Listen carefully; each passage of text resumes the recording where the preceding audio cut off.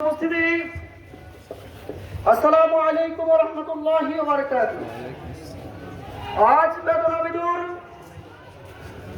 রক্তক্ষরণ হৃদয়ে আমরা এখানে এসে উপস্থিত হয়েছি।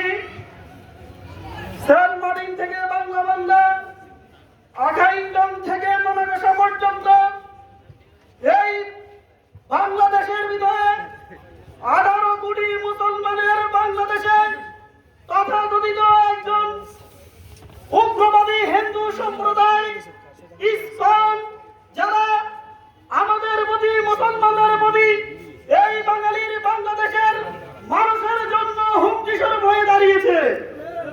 প্রিয় সুধী, ভাবতে অবাক লাগে প্রশাসন আজ নীরব রয়েছে।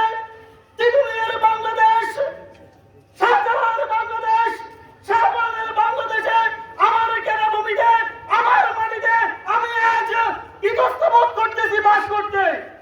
আমার বাংলাদেশে আমি কথা বলতে পারছি না। আমি আমার মসজিদে কথা বললে ঘুম হয়ে যাচ্ছি। আমার মসজিদে আমি জুমাতে পড়তে যাচ্ছি না। সেখানে জুমা সিলেটে জুমা মসজিদের পাশে গান বাজনা বাজিয়ে তারা জুমার নামাজকে বাধাগ্রস্ত করতেছে। কথা বলে স্পষ্ট।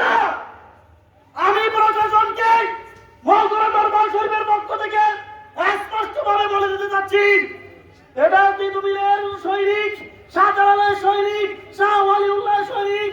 আমরা 1971 সালে যুদ্ধ করেছি, আমরা 24-এ যুদ্ধ করেছি। যদি ইসকনকে হটাতে আরেকটা যুদ্ধ করা লাগে, আমরা প্রস্তুত আছি। অতএব মুসলমানের রক্তকে মূল্য দিতে শিখুন। মুসলমানের রক্তকে মূল্য দিয়ে ইসকনকে নিষিদ্ধ করে মুসলমানের আত্মপ্রশান্তি করার জন্য প্রশাসনের দৃষ্টি আকর্ষণ করে আমি আমার এই বক্তব্য শেষ করছি। বাংলাদেশ জিন্দাবাদ, মুসলমান জিন্দাবাদ। ইসকন হটাও, ইসকন হটাও, যদি বাংলাদেশ বাঁচতে চাও।